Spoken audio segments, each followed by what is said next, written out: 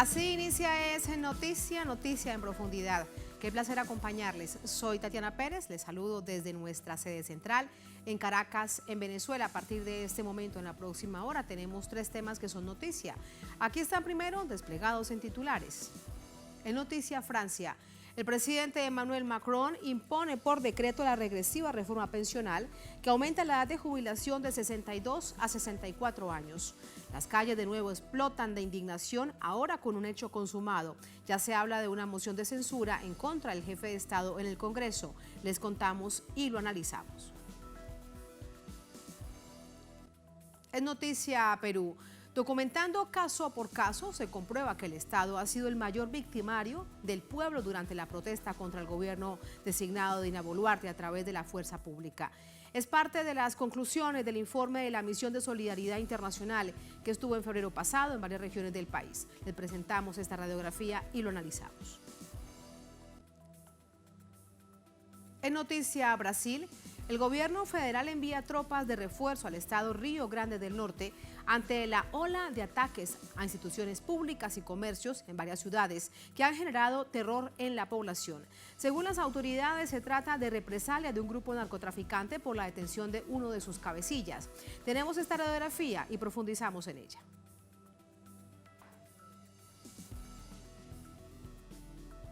Noticia casi comienza. Bienvenidos, bienvenidas.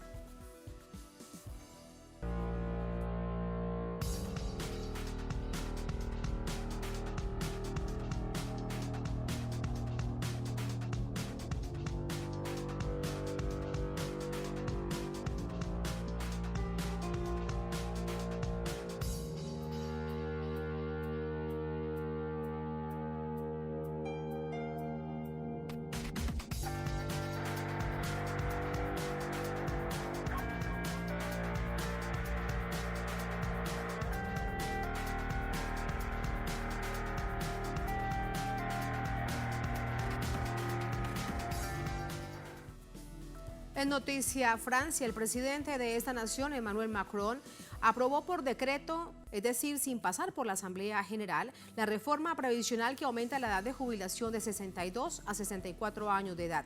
Miles de personas han rechazado esta iniciativa con protestas en distintas ciudades del país. Vamos a verlo. Este jueves por la mañana, el Senado aprobó el texto definitivo de la impopular reforma de las pensiones y pasó a manos de la Cámara Baja del Parlamento, que debía votarla por la tarde. Antes de que eso ocurriera, y bajo los abucheos de la oposición contra la enmienda, la primera ministra, Elizabeth Borne, anunció la decisión del presidente de recurrir a un poder constitucional, rara vez utilizado para adoptar la reforma por la vía del decreto. Fue una admisión de que no alcanzarían los votos para aprobar la legislación que elevaría la edad de jubilación de 62 a 64 años y eliminaría los privilegios de jubilación que disfrutan algunos empleados del sector público. No podemos correr el riesgo de que se derrumben 175 horas de debate parlamentario. No podemos correr el riesgo de que se descarte el compromiso construido por las 2 cámaras sobre el futuro de nuestras pensiones. Esta reforma es necesaria. Marine Le Pen, líder del partido ultraderechista Agrupación Nacional, aseguró que presentará una moción de censura y pidió la renuncia de Borne. La decisión de Macron incendió aún más las calles. Ya venían registrándose protestas contra su gobierno brutalmente reprimidas. Miles de personas se movilizaron hasta la simbólica Plaza Parisina de la Concordia para protestar contra la reforma. La capital no fue la única que estalló. También en Marsella, Nantes, Rennes, Burdeos salieron a las calles. Es insoportable, llevamos 2 meses movilizados y todas las encuestas de opinión muestran que rechazan esta reforma de las pensiones y el proyecto político que representa. Este paso forzado de aplicar el 49.3 es indecente y no se va a quedar ahí. Hoy estamos aquí y seguiremos la movilización en nuestros lugares de trabajo, en todas partes de las ciudades, en las calles y en todos lados.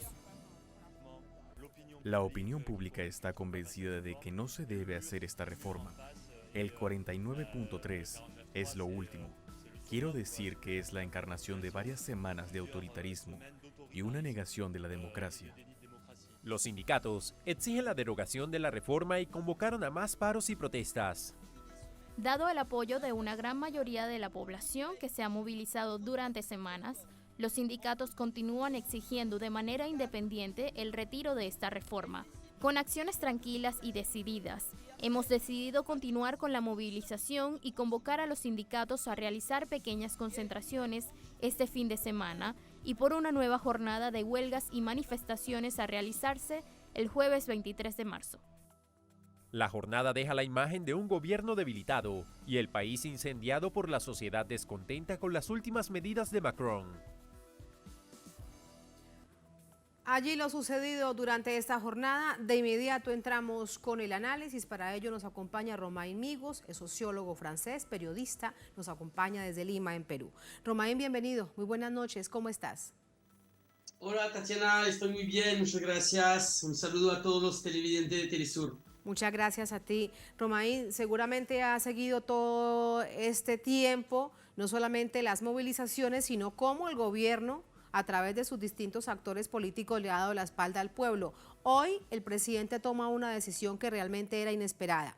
Así que primero quiero preguntarte acerca del contexto político. ¿Se trata de una muestra de impotencia del presidente Macron o un desafío al Congreso? ¿Cómo lo ves? Yo creo que se trata de un gobernante muy ideologizado, ¿no? En el neoliberalismo. Hay que recordar que esta reforma ya la habían lanzado a final del año 2020. Incluso había dos cosas: el aumento de la edad de jubilación con el fin de algunos regímenes especiales, particularmente en la función pública, y también en aquel momento estaba contemplado poner un sistema de jubilación privada, es decir, la privatización del sistema público de jubilación, de pasar de un sistema por repartición hasta un sistema de capitalización, ¿cierto? Esta reforma en aquel momento había sido parado por la pandemia del COVID-19. Y después del COVID se entró en un periodo electoral. Los responsables del partido de Macron dijeron claramente: nuestra prioridad en el próximo mandato, si ganamos, es hacer la reforma del sistema de jubilación. Entonces ya sabemos que algunas personas votaron por Macron porque tenían más miedo de la otra candidata, que era Marine Le Pen. Hoy esta gente dice: no hemos votado por Macron para que reformes el sistema de jubilación. Sí, pero estaba muy claro desde el inicio que eso era su programa y que él lo iba a aplicar. Entonces, ¿qué está pasando hoy? Estamos frente a un gobierno que carece de legitimidad para hacer una reforma que 70% de los franceses rechazan. En la calle se está viendo con marchas inmensas. Hacía años que no había marcha tan fuerte en Francia. Los marchantes en todo el país no bajan de 2 millones, subieron a 3.500.000, o sea, es una marcha multitudinaria en todo el país, una población que no quiere de esta reforma, y del lado de Macron invocan la legitimidad de su elección y del programa por lo cual fueron electos. Aquí hay una especie de crisis de legitimidad y creo yo también de crisis institucional, y ya lo estamos viendo con la medida que ha utilizado el partido de Macron, el Ejecutivo, para hacer pasar esta reforma impopular, que es como lo dijeron en su reportaje, es una medida constitucional que le permite aplicar una ley pasando por encima del Parlamento. Entonces, esta es una situación muy trancada, lo que explica el estallido social que hay desde hace 2 meses en Francia, y particularmente esta noche, hoy en día, esta noche, donde varias de las ciudades se incendiaron literalmente. ¿Y qué fue lo que sucedió en la Cámara Baja desde ese análisis político? ¿Qué fue lo que sucedió? Porque llega además la primera ministra, la envía el presidente Macron, no va él, envía a su primera ministra, y el abucheo fue impresionante. A las afueras del Congreso, miles de personas apostadas pidiendo que esto se echara para atrás. ¿Qué fue lo que sucedió en la Cámara Baja? ¿Cómo entenderlo? Yo creo que tuvieron el miedo de no llegar a tener los votos suficientes para poder imponer esta reforma. Normalmente los tenían entre el partido de Macron y la derecha tradicional liberal, tenían una mayoría. Creo que es importante, Tatiana, decir a los televidentes que el presidente francés no tiene mayoría en el Parlamento. Está obligado de componer con la derecha liberal tradicional y con dos otros bloques. El bloque de la agrupación nacional, del Rassemblement Nacional de Marine Le Pen, y con el bloque de la izquierda. El bloque de Le Pen y el bloque de la izquierda están en contra del sistema de jubilación. Entonces, él no quería arriesgarse a que algunos diputados, quizás presionados por sus electores, se voltearan y finalmente no le den los votos para hacer pasar esta reforma. Desde hoy, de todas formas, esta reforma carece de legitimidad porque ha sido impuesta a pesar de ser rechazado masivamente por el pueblo. Ha sido ampliamente rechazada. Las expresiones en las calles que vienen desde hace más de 2 meses así lo ponen en evidencia. Ahora, Romain, ya se está hablando de un proceso de moción de censura, no solamente al presidente, sino a todo su tren ministerial dentro del Congreso. Un punto clave que nos decías, en la Cámara Baja el presidente no tiene mayorías, pero en la Cámara Alta sí. ¿Esto realmente puede prosperar? Esa es la pregunta clave. ¿Una moción de censura en contra del presidente podría prosperar? Sí, la Cámara Alta tampoco tiene mayoría. Son los partidos tradicionales que no son afín al partido de Macron, pero ese es un detalle. La moción de censura no se aplica al presidente, se aplica al primer ministro y a su gobierno. Es decir, la posibilidad que si una mayoría de diputados vota por una moción de censura, pueden tumbar el gobierno y ahí... Permíteme preguntarte algo para claridad. Fuerza. Claro, permíteme preguntarte algo para claridad con respecto a la mayoría. ¿Y por qué esta coalición que tenía el presidente, que le sirvió incluso para que se dieran varios debates y avanzara así la reforma de pensiones, esta reforma regresiva de 62 a 64 años, solamente por contar un hecho fundamental, lo cual indica que, bueno, prácticamente nadie podrá jubilarse en tu país, ahora han cambiado? ¿Qué fue lo que sucedió? Eso son cosas de alianza, ¿no? Pero permítame desarrollar lo de la moción de censura porque eso es muy importante. La derecha tradicional, los partidos de derecha tradicional dijeron ya que no iban a votar una moción de censura que sea propuesta por el bloque de izquierda. El bloque de izquierda dijo que no iban a votar una moción de censura que sea propuesta por el partido de Marine Le Pen. Pues aquí, con este tipo de oposición que no sé, que vamos a decir, que prioricen una ideología o un electoralismo frente a una prioridad pedido, gritado por el pueblo, Macron tiene un boulevard para imponer su reforma del sistema de jubilación e incluso seguir con su gobierno. ¿Por qué se toma esta decisión? Claro, ahora te entiendo con respecto a la moción de censura, lo cual no quiere decir que se vaya a salvar de esta profunda crisis y de todos los paros y protestas que vienen en adelante. Pero lo otro importante para preguntarte es, ¿qué es lo que hay detrás realmente de esta reforma? El gobierno y el presidente Macron han dicho desde hace varios años que no alcanza el dinero para las jubilaciones. Desde las calles se dice que eso es mentira, que plata hay, lo que pasa es que está muy mal repartida y no hay un verdadero impuesto a las grandes ganancias, a las grandes riquezas del país. Sí, bueno, lo acabas de decir, efectivamente estamos hablando de sumas de 7.000 millones de euros para supuestamente financiar el sistema de jubilación. Esta suma de dinero bien se puede buscar aplicando o impuestos a los más ricos o impuestos extraordinarios a la ganancia de las grandes empresas o incluso luchando contra la evasión fiscal. O sea, hay múltiples formas de recaudar este dinero. ¿Por qué lo están haciendo, no? ¿Por qué esta reforma? Y déjame decirte que eso es la primera parte de la reforma, que es el aumento de la edad de jubilación, acompañado con el fin de algunos regímenes especiales para la función pública. El objetivo de eso es la privatización del sistema de jubilación, es llegar a un modelo como podemos ver en algunos países de América Latina, en Estados Unidos, donde los fondos de pensiones son los dueños de la jubilación de los ciudadanos. Y con la plata que se hacen dentro de este negocio, se pueden prestar dinero, pueden invertir dinero, pueden especular con este dinero y finalmente es un sistema que no está contemplado para el beneficio de la gente. Eso es lo que está en juego. No en esta reforma, pero es lo que va a estar en juego a futuro. Esto es un primer La reforma paso. del modelo chileno, Romain, la reforma del modelo de pensiones chileno, las rechazadas también en las calles AFP. Exactamente, pero siguen igual con el mismo sistema.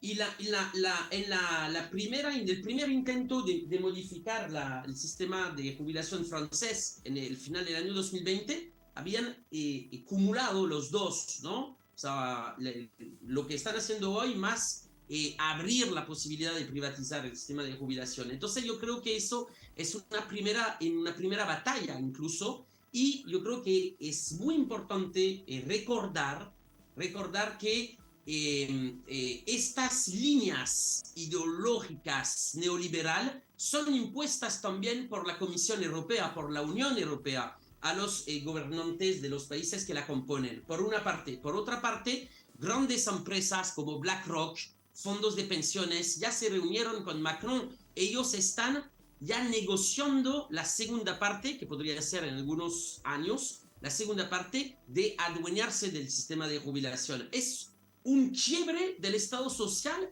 que ha mantenido Francia durante los últimos 60 años. Es decir, Emmanuel Macron se reelige como presidente del país y está cumpliendo con la tarea para lo que lo pusieron allí.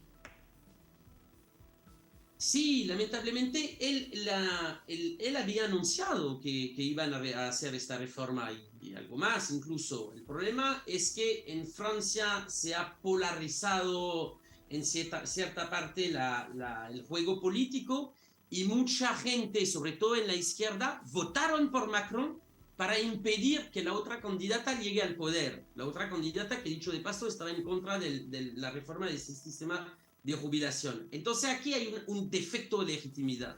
Macron fue electo con buena parte de votos que se oponen a la reforma del sistema de jubilación. Y ahí está la cosa que hace que carece de legitimidad, y más con el uso del decreto como lo hizo hoy, pasando por encima de la Asamblea Nacional. Por último, entonces, aquí, sí, adelante, dime.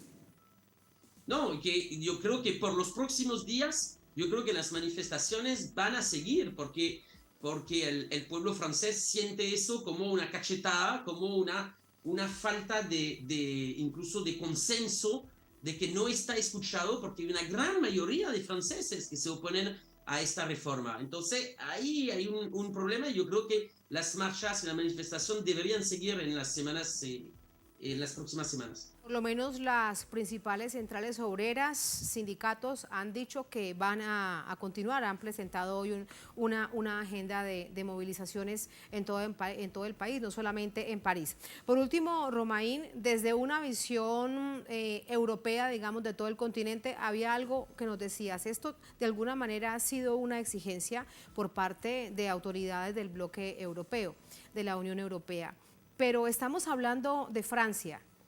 Recordemos que desde los años 60 unas inmensas manifestaciones estudiantiles que le dieron la vuelta al mundo por la reivindicación de derechos. Un país que ha luchado muchísimo por ese llamado estado de bienestar. Es Francia el que lo ha hecho y ahora todo eso se derrumba. Así que, ¿cómo se ve esto desde el bloque europeo? Pues fíjate, un detalle interesante, ¿no? Las manifestaciones hoy, ¿no?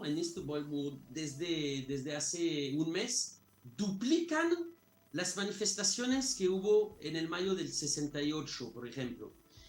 Entonces, es un movimiento social mucho más amplio y mucho más consensuado de lo que era el mayo del 68. Como bien dijiste, o sea, yo creo que la Francia que invocas, ¿no? de estos 60, lamentablemente ya no existe. Existe otro tipo de de conflictos sociales, ya no es la importancia del país que el país tenía en los 60, obviamente no lo tiene hoy en día, tampoco lo tiene dentro de la Unión Europea.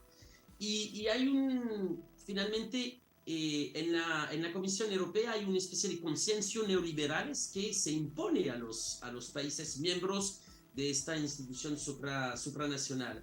Entonces, ahí también hay un problema de soberanía, ¿no? Que yo creo que debería Francia y todos los países, por cierto, recuperar primero su soberanía para reconstruir el sistema de protección social que está siendo desmantelado hoy en día.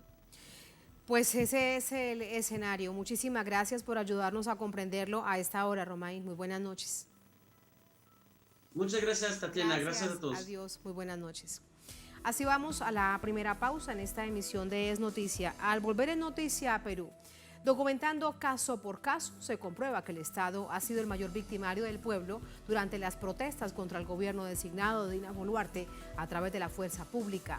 Es parte de las conclusiones del informe de la Misión de Solidaridad Internacional que estuvo en febrero pasado en varias regiones del país. Les presentamos este informe y lo analizamos al volver en Es Noticia.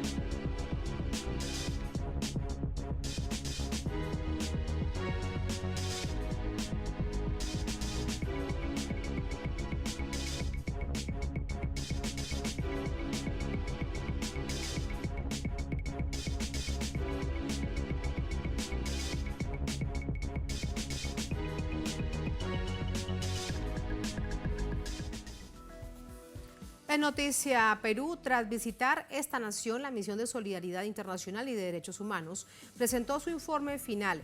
Allí concluyó que el Estado es responsable por la grave violación de derechos humanos en el marco de las protestas en contra del gobierno designado de Dina Boluarte. La Misión de Solidaridad Internacional y de Derechos Humanos publicó el informe en el cual detalla el modus operandi del Estado desde diciembre de 2022, cuando ocurrió el golpe de Estado parlamentario a Pedro Castillo, y la población civil salió a las calles para exigir la salida de Dina Boluarte, elecciones generales y la instalación de una asamblea constituyente.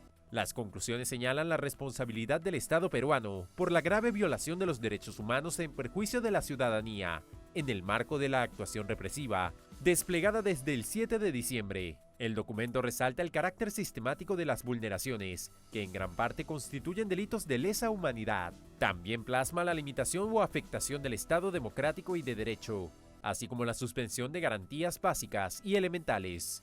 En tal sentido, sugiere que el Estado y sus agentes deben ser sometidos a investigaciones por el empleo de armamento letal, medida violatoria de las normativas internacionales vigentes, así como por el obstáculo y limitaciones deliberadas a la participación política, el derecho de reunión y a la protesta.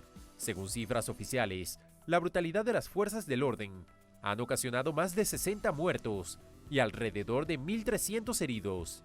También se cuestiona el entorpecimiento de la continuidad constitucional al frente del Ejecutivo por la no observancia del procedimiento previsto en la Carta Magna para llevar a cabo la cesantía de la primera magistratura por parte del Congreso. Vamos a entrar con el análisis. Para ello nos acompaña Gonzalo Armúa, es comunicador social, coordinador de internacionales del Frente Patria Grande de Argentina, integrante de la Misión de Observación de Derechos Humanos y Solidaridad en Perú, quien estuvo allí durante varias semanas en febrero pasado. Nos acompaña desde Buenos Aires. Hola Gonzalo, muy buenas noches, bienvenido. Hola, buenas noches, muchas gracias. Gracias a ti, Gonzalo, por acompañarnos. Quiero preguntarte acerca de estas conclusiones. Hay varios hechos para destacar, incluso en los gráficos detallados que ustedes entregaban. Algo que llama la atención es que han documentado de manera detallada varios de los casos más dramáticos de violación de derechos humanos, como la masacre ocurrida en Juliaca. Así que te pregunto acerca de estas reflexiones.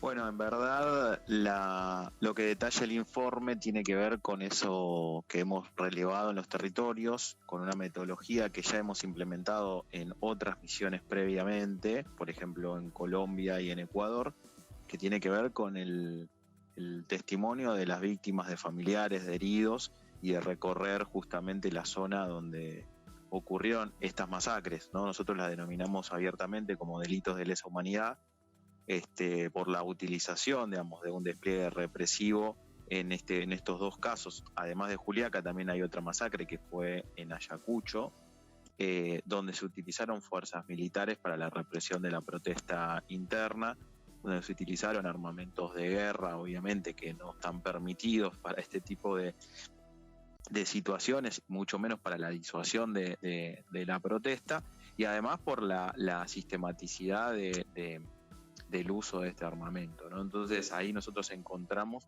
una serie de elementos que nos permiten determinar que son delitos de lesa humanidad, que tienen un objetivo claramente político, que es disuadir la protesta social en pos de garantizar un orden surgido a partir de un golpe de Estado, ¿no? Que también es otra de las definiciones que hemos planteado. En mi caso me tocó viajar a Ayacucho, ¿sí? Y otro conjunto de compañeros y compañeras viajaron para Juliaca, donde pudieron entrevistar a muchos de los familiares de las víctimas y sobre todo encontrar también los materiales probatorios del uso de este armamento militar. En muchos de nuestros videos y fotos aparecen, ¿no? Digamos, mesas repletas de pertrechos militares, además de obviamente el testimonio de las principales víctimas y de familiares de las víctimas que estuvieron también como testigos en ese mismo día. Para que se den una idea, en Juliaca viven cerca de 3.500 personas y masacraron a 19 personas. O sea que casi la gran totalidad de los habitantes de este lugar tiene algún familiar, amigo, conocido, hermano, padre, hijo, hija, que estuvo en el lugar presenciando o que fue víctima lamentablemente mortal de esta represión. En los gráficos quiero preguntarte acerca de varios puntos que dan cuenta además del nivel de agresividad con que ha actuado la fuerza pública. Esto no termina, aunque las protestas sí han bajado en los últimos días, sobre todo por ahora otro drama que vive el país, y es las fuertísimas lluvias con inundaciones, deslaves y demás. Las víctimas mortales de 31 a 45 años, más o menos 37,7%, de 19 a 30 años 36,4%, es decir, estamos hablando de la gente joven que ha sido víctima de este ataque por parte de la fuerza pública. Sí, claramente hay un componente juvenil en la mayoría de las víctimas. En muchos de los casos son personas jóvenes que ni siquiera estaban participando en las manifestaciones, porque por ejemplo en el caso de Ayacucho está el caso de Christopher, que él tenía 15 años, ni siquiera estaba en la manifestación y se encontraba en las zonas lindantes de donde se generó el inicio de la represión, y él recibió un disparo que le ingresó por uno de los omóplatos, ¿no? Entonces ahí hay un caso de este joven que no estaba siquiera en la manifestación, y en el caso de la gran mayoría que participaba o se estaba manifestando pacíficamente, obviamente fueron objetivo de múltiples disparos, ¿no? No solamente las víctimas fatales, sino también muchos de los heridos que aún siguen en recuperación, porque estamos hablando de heridas graves, ¿no? Heridas de bala, heridas de armamento militar.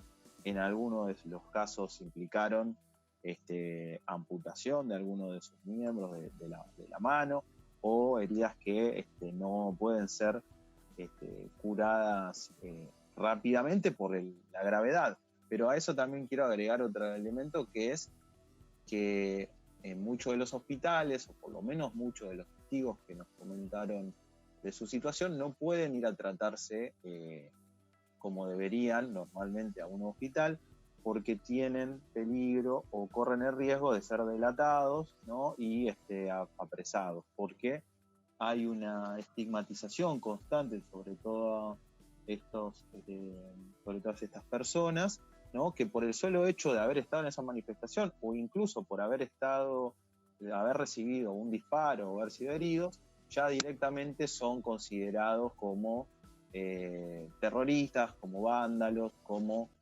personas que están fuera de la ley. Entonces muchos de ellos no pueden tratarse sus heridas porque corren el riesgo de ser apresados. Pero sin duda hay una estigmatización hacia los jóvenes, también hay una estigmatización y una denigración y discriminación hacia el sector indígena campesino, claramente, ¿no?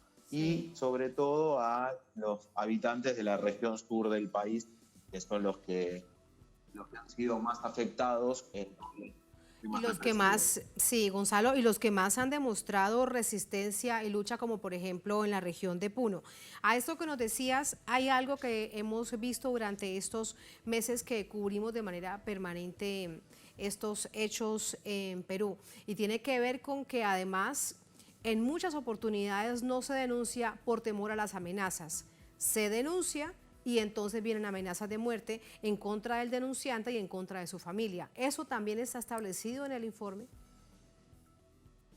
Sí, claramente es otro de los modus operandi que detectamos en todas las entrevistas, ¿no? Hay una revictimización, ¿sí?, de las familias, de los propios heridos y las heridas, ¿no?, que luego de denunciar la muerte de un familiar, de exigir justicia, de ir a las instituciones correspondientes, lo que le sigue es una amenaza, llamadas telefónicas, gente que se acerca para amenazar, amenazas públicas o directamente insultos a través de los medios de comunicación, amenazas desde los representantes políticos, desde muchos periodistas. O sea que la situación no es solamente amenazas a sus domicilios o en sus ámbitos privados, sino que abiertamente hay una situación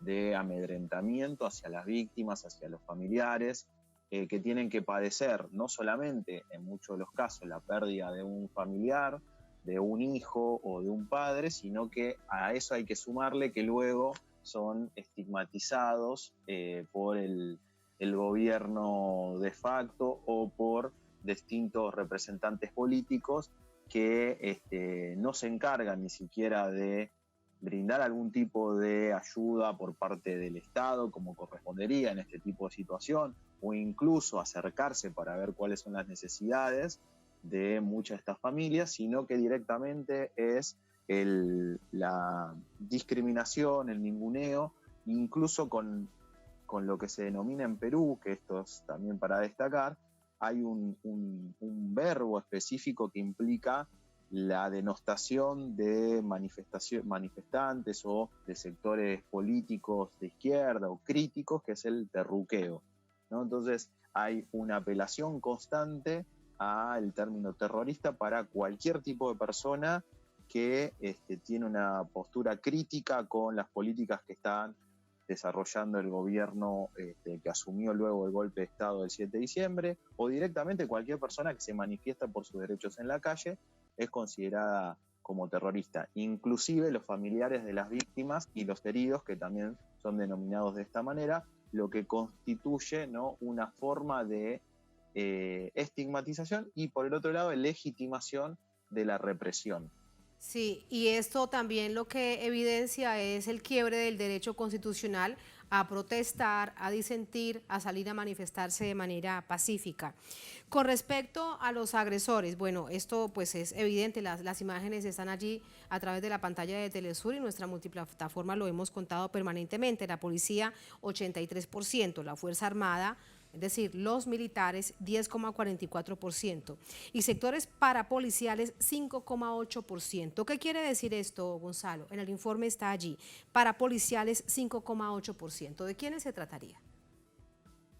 Bueno, esto se debe a que los agresores no son identificados o no están identificados con sus uniformes ni con ningún tipo de distintivo, sino que fueron testimoniados, o por lo menos hay testimonios de que observaron personas que estaban o agrediendo o disparando sin ningún tipo de identificación. A eso se refiere con esta situación. De todos modos, quiero aclarar algunos de los datos. Las represiones, o por lo menos los disparos, en la mayoría de los casos, ¿sí?, son observados por varios de los testigos, incluso por familiares y víctimas, provenientes tanto de la Policía Nacional Peruana como del Ejército. Si bien en los datos del Ejército son en proporcionalidad menor en la cantidad de casos, sí son aquellos casos donde mayor daño, ¿sí?, han generado en términos de utilización de armamento de calibre militar, ¿sí? Entonces, si bien en los datos figura como cuantitativamente menor en cuanto a situaciones de agresión, en las pocas situaciones donde participaron hicieron masacres. No sé si se entiende a lo que voy, porque tanto en Juliaca como en Ayacucho, la intervención del ejército para disuadir la manifestación implicó una cantidad de muertes altísima. En muchos de los otros casos hemos constatado agresiones por parte de la policía que tiene que ver con la utilización fuera de protocolo de gases lacrimógenos, que esto es algo que ya lo hemos visto lamentablemente de forma reiterada en otros países de América Latina, que es el disparo de la bomba lacrimógena hacia zonas vitales del cuerpo, cuando el protocolo de utilización implica que esos disparos sean de forma perpendicular o que se disparen al suelo. Lo que encontramos nuevamente es que se está disparando a la cabeza, a zonas vitales de las personas, que también ha generado, ¿no?, digamos, muertes y heridas graves. Pero bueno, quería aclarar eso en relación a los porcentajes de los cuadros que figuran en el informe. Sí, está muy bien tu explicación. No quiere decir que porque tenga un menor porcentaje la participación en la represión de las fuerzas militares no sea excesivamente agresivo, y ahí está entonces a sus espaldas pues tienen que cargar con todas estas muertes, por ejemplo en Juliaca, que además recordemos las imágenes daban cuenta de helicópteros del ejército disparando a la movilización de la población. Ahora, Gonzalo, ahí está el informe, más de 70 páginas, estas son las conclusiones más relevantes. ¿Qué van a hacer con este informe? ¿Qué sigue ahora? Bueno, este informe, como todos los que hemos realizado, como comentaba anteriormente, también hicimos un informe sobre la situación en Colombia en el año 2021, en el marco del paro nacional, y en el año 2022 en Ecuador. Siempre obviamente presentamos a los mecanismos internacionales, a la ONU, a la OEA, lo presentamos también aquí al Congreso de la Nación en Argentina, que hay que mencionar, tuvimos la participación en la misión de 2 diputados nacionales, el diputado Federico Fagioli y el diputado Juan Marino, y a partir de ellos se presentará en las instancias de Argentina, del Congreso de la Nación, y también haremos un recorrido, como les decía, en las distintas instancias internacionales, pero obviamente, como este es un informe, ¿no?, que surge de la sociedad argentina, desde organismos de derechos humanos, desde organizaciones sociales, sindicales, nosotros también lo hemos difundido y lo estamos llevando hacia distintos espacios internacionales, nacionales, que tienen que ver con organizaciones de base, que tienen que ver con las comunidades de peruanos y peruanas a lo largo y ancho del mundo, que también están siguiendo lo que pasa en su país y quieren saber qué es lo que hemos definido en nuestro informe.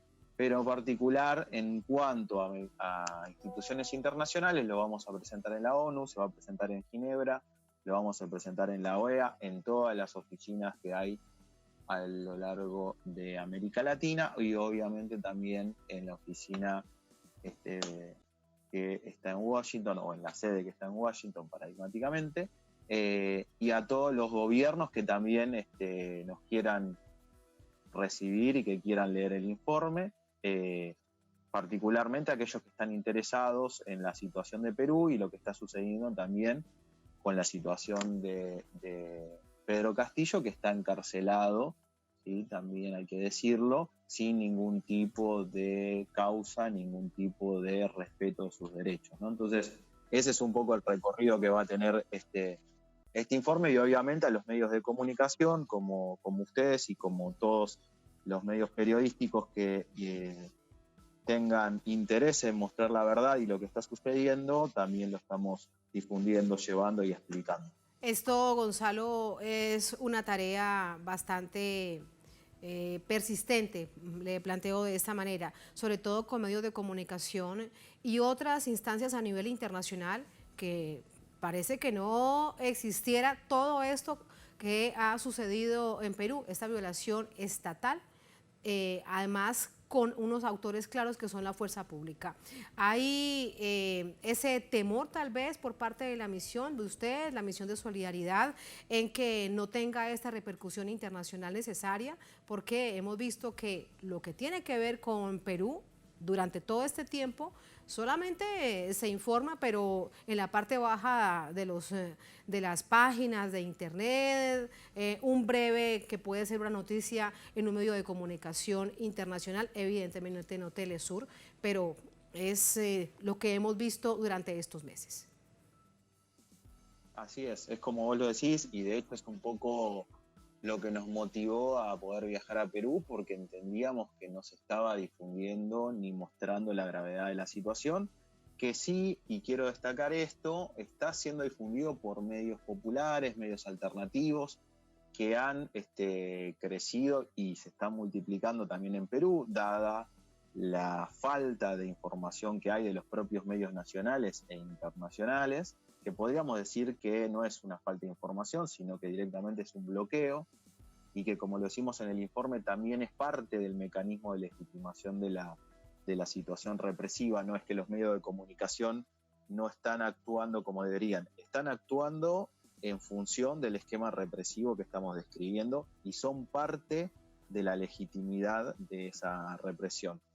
Pero como vos decís, es muy difícil que se pueda sortear ese bloqueo comunicacional, porque están actuando fuerzas que obviamente están a favor de la causa por la cual se dio este golpe y la situación represiva. Entonces nos queda hacer ese trabajo constante, ese trabajo de llevar a todos los lados donde se pueda, de informar, de comunicar, pero también de ayudar a que tengan voz el pueblo peruano y todas las organizaciones, los líderes, lideresas y personas que han sido afectadas por toda esta situación, para que también puedan dar su testimonio, poner la voz y contar al mundo. Desde ya que es difícil, pero tenemos la esperanza de que en situaciones similares, donde hemos estado, por ejemplo, cuando se hizo la misión a Bolivia, luego el golpe de Estado en el 2019, también se hizo un informe y la situación era difícil. Sin embargo, hoy podemos ver cómo la están enjuiciando a Yanine Áñez, que fue una de las responsables de ese golpe, cómo el ministro del Interior, Murillo, está también detenido, no en una cárcel boliviana como debería ser, pero sí está detenido, ¿no? Y Camacho también está siendo enjuiciado en Bolivia. En Colombia también vivimos una situación similar con la represión en el año 2021. Sin embargo, ahora también se están enjuiciando a parte de los responsables, y al menos se está intentando subsanar las heridas de muchos de los jóvenes que tuvieron pérdida de su visión o de sus glóbulos oculares a partir de la utilización de balas de goma en ese caso, y parte de los materiales que recabamos en aquel momento con nuestros informes está sirviendo para la restitución de algunos, o al menos parte de sus derechos, y esperamos que esto en relación a Perú también en un futuro, que más temprano que tarde, también pueda servir para restituir los derechos a la población peruana, sobre todo a esa población más olvidada por parte de los sectores actualmente gobernantes, y que tengamos esa herramienta para la justicia. Hasta ahora tenemos la convicción y la esperanza de que la justicia llega, y que ahí hay un pueblo que sabe por qué luchar, cómo pedir esa justicia, ¿no? Así que creemos que va a dar algún resultado, tal vez no sea en el corto plazo, esperemos que al menos sirva para frenar la represión y las muertes, y en el mediano plazo tocará seguir trabajando para que llegue la justicia. Ojalá que así sea. Gonzalo, muchísimas gracias. Buenas noches. Muchísimas gracias a ustedes y buenas noches. Buenas noches, muchas gracias. Así vamos a la última pausa en esta emisión de Es Noticia. Al volver en Noticia, Brasil. El gobierno federal envía refuerzos de tropas al estado de Río Grande del Norte ante la ola de ataques a instituciones públicas y comercios en varias ciudades que ha generado terror en la población. Según las autoridades, se trata de represalias de grupos criminales por la detención de sus cabecillas. Tenemos esta radiografía, la analizamos al volver. Estamos en Es Noticia.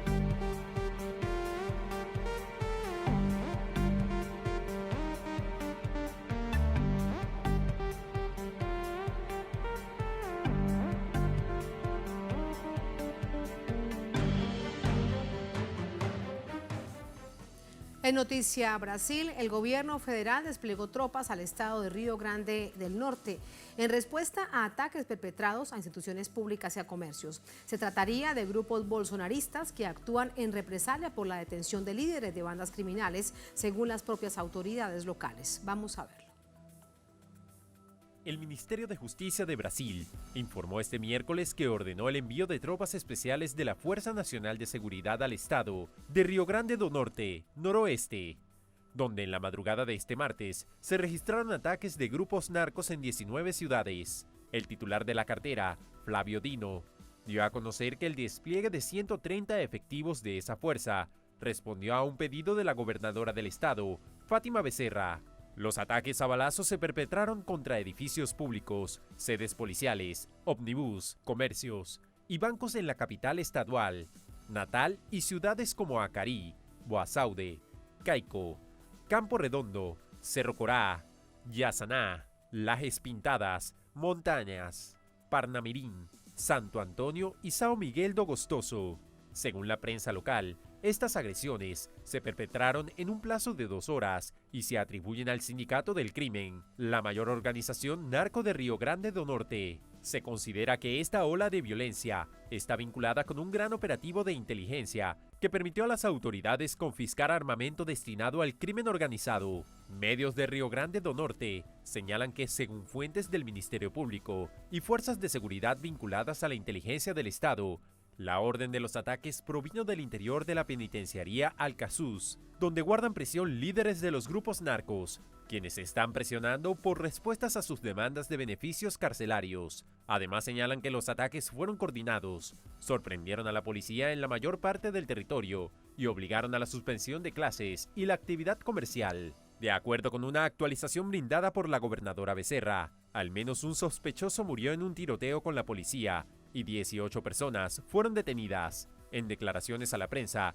la regidora insistió que, de conjunto con el gobierno federal, continuarán trabajando con firmeza para restablecer el orden en el estado. Por su parte, el Cuerpo de Bomberos confirmó que debió responder llamadas telefónicas para atender incendios perpetrados por los grupos criminales contra inmuebles y vehículos en Acarí, São Miguel do Gostoso, Parnamirim, Tibau do Sul, Maracajau, Regomoleiro y en el distrito de Ponta Negra, en Natal. Río Grande do Norte es uno de los puntos turísticos más visitados en el país por las ciudades balneario de Natal y Tibau do Sul, municipio donde se encuentra la famosa playa de Pipa. Allí los hechos. Seguimos revisando información y el contexto oportuno, como siempre, de noticia con nuestro corresponsal en Brasil, en Río de Janeiro, André Vieira. Hola, André, adelante.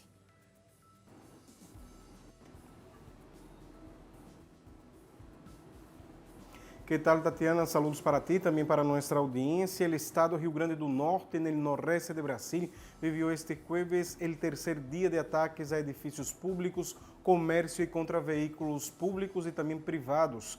En la mañana de hoy, el gobierno local afirmó que por lo menos 57 personas fueron detenidas y que las órdenes para los ataques fueron dadas por líderes de grupos criminales de dentro de los presidios. Al menos 39 ciudades fueron afectadas y las autoridades apuntan para una alianza de dos facciones rivales en los ataques. Este jueves, la gobernadora del lugar, Fátima Bezerra, del Partido de los Trabajadores, instaló el gabinete de crisis para debatir con otros órganos públicos y también con entidades privadas las acciones contra los bandidos. La gobernante reafirmó que no medirá esfuerzos para acabar con la ola de violencia instaurada por las bandas criminales. Durante la semana, esta unidad federativa recibió el refuerzo de agentes de la Fuerza Nacional, una policía del gobierno federal enviada a Rio Grande do Norte por el ministro de Justicia, Flávio Dino.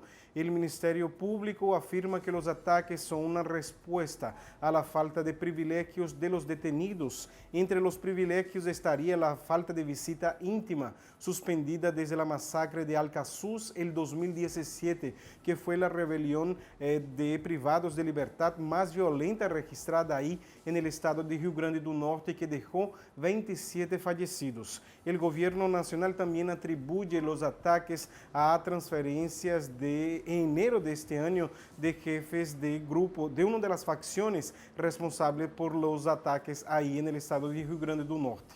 Por otro lado, Tatiana, te cuento también que el Mecanismo Nacional de Prevención y Combate a la Tortura, un órgano del Ministerio de Derechos Humanos aquí de Brasil, apuntó para la existencia de tortura en 5 presidios en este estado durante una visita el año pasado. Desde el 2016, 4 olas violentas afectaram al estado de Rio Grande do Norte. Em comum, todas foram ordenadas a partir de presídios desse lugar. Adelante, compañera. Gracias, André. Ahí están los hechos, profundizamos en ellos. Para esto nos acompaña Moisés Balestro, profesor asociado en la Universidad de Brasilia, nos acompaña desde Brasilia, la capital de esta nación suramericana. Profesor Balestro, bienvenido, buenas noches. Buenas noches. Gracias por la invitación. A usted muchas gracias, profesor, por acompañarnos. Planteamos que se trata de un hecho prácticamente inédito en la región, de allí que la gobernadora esté pidiendo rápidamente apoyo al gobierno federal, es decir, al gobierno del presidente Lula. ¿Cómo observa usted este hecho y si realmente va a calmar o para plantearlo de otra manera, a tranquilizar a la población después de todo lo ocurrido en las últimas 48 horas? Bueno, esos episodios de hecho se repiten, ¿no? En distintos estados, como se ha apuntado en la noticia de que Rio Grande del Norte en el 2017 ya hubo una rebelión. También eso pasó en Ceará hace unos 2-3 años. Eso ha pasado también en Amazonía. Entonces son cosas que, bueno, siempre se instaura un gabinete de crisis, se puede con la inteligencia de la policía empezar, lleva un tiempo, pero empieza a desbaratar eso, pero creo que la cuestión que hace falta analizar es el crecimiento considerable de la población de detenidos en Brasil. Entre 2008 y 2021, esa población de detenidos duplicó, pasó de 400,000 personas para 815,000 personas.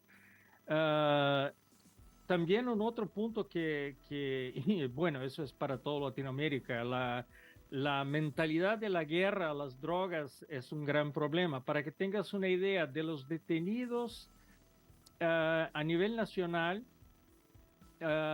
tenemos que los que están detenidos por tráfico o por furto, los robos sencillos y los calificados, total de crímenes sin muerte, es de 310,000, o sea, 40% de esa población. Esos datos son de 2019, por eso.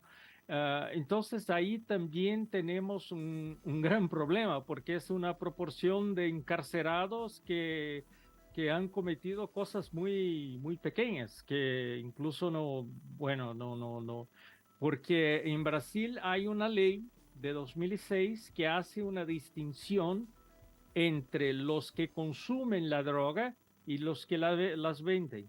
Pero hay un hueco en esa ley porque ella no define cuál es la cantidad de droga que uno tiene que se puede utilizar para consumo y lo que sería considerado tráfico. Y como eso no define, y hay una mentalidad en las policías militares muy estricta, muy vinculada a esa concepción de guerra a las drogas, entonces hay un encarcelamiento muy fuerte. Hablando específicamente de Río Grande del Norte, es un estado donde ha crecido mucho la cantidad de detenidos. Y en este contexto, veíamos el informe, pero también si revisamos cada uno de los estados, pareciese que se han conformado grupos criminales por regiones. Allí, por ejemplo, en el Río Grande del Norte, el llamado sindicato del crimen. ¿Es que se han dividido los grupos criminales ligados con hechos delictivos y el narcotráfico en particular el país para operar de esta manera o cómo se entiende? De hecho, en algunos casos hay una coordinación entre los grupos, como si fuera, por ejemplo, ese proceso, el sindicato del crimen es una división, es una disidencia del PCC, el primer comando de la capital. Y parece que han coordinado sus acciones a ese respecto, utilizando, y ahí está una mezcla, porque hay la cuestión de los líderes de las pandillas que están siendo transferidos, pero también hay la cuestión de las condiciones inhumanas de los presidios. Entonces, eso está muy mezclado. Y en el caso de Río Grande del Norte hay 3 grupos, ¿no? El primer comando de la capital, el Comando Vermelho, que son los 2 mayores de Brasil, y Sindicato del Crimen, que es exclusivo de Río Grande do Norte, pero ahí está como el mayor grupo, ¿no? Claro, y esto entonces obedece, ahora hablando de la coyuntura, a las acciones que están realizando las propias autoridades. ¿Qué hacer para contener a estos grupos en medio de esta escalada? Y lo que estamos observando por todo esto que usted nos cuenta, profesor, es que están dispuestos a cualquier cosa. Sí, bueno, yo creo que es mucho más un trabajo de inteligencia, en el sentido de que no todos que están bajo protestas o que están apoyando a eso, incluso en acciones fuera del presidio, necesariamente son miembros de la organización criminal o que sean miembros más efectivos, ¿no? Entonces, el trabajo de inteligencia es muy importante. En ese sentido, fue lo que pasó en Ceará y lo que ha mejorado la situación. Pero creo que como son cosas que se repiten en el país y no sé, creo que hay necesidad, sí, la primera cosa es hacer una reglamentación de esa ley de 2006, que aún no fue reglamentada sobre el consumo y el tráfico de drogas. La segunda cosa es que increíblemente Brasil tiene 28,5% de todos los encarcerados del país son provisorios, o sea que no hay un juzgado. Y muchas veces se quedan como años sin obtener un derecho a la justicia, a ser juzgado. Y en el caso de Río Grande del Norte, ese porcentaje es muy similar al del país, es como 26 0,3% de la población de detenidos son lo que se llama los detenidos provisorios. Entonces eso es, me acuerdo que el Consejo Nacional de Justicia de Brasil ya tenía la propuesta de hacer un gran esfuerzo para que los detenidos provisorios tuvieran su sentencia. Entonces, Sí. creo que ahí son cosas que, hasta porque los detenidos por crímenes de droga que son más livianos se convierten en los soldados de las pandillas. Pues mucho por hacer. Profesor, gracias por ese análisis. Buenas noches. Buenas noches. Muchas gracias. Gracias a ustedes por habernos acompañado. Ponemos punto final a esta emisión de Noticia. Hasta mañana. Sigan con nosotros.